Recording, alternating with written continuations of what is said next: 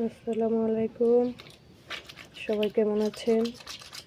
আশা করি ভালো আছেন।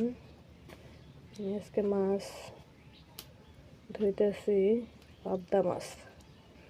এই মাছগুলা ধোয়া সবচেয়ে কঠিন মাছ, সবচেয়ে কঠিন লাগে আমার কাছে। অন্য সব মাছ তাও ধোয়া যায়,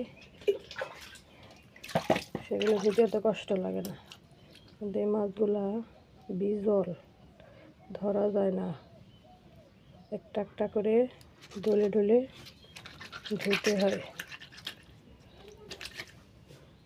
আর এইভাবে পরিষ্কার করে মাছ না ধুলে আমার আবার মাছ খেতে ভালো লাগে না। মাছের ব্যাপারটা আমি একটু অন্যরকম, সব কিছুই, তারপরেও মাছটা আর কি বেশি।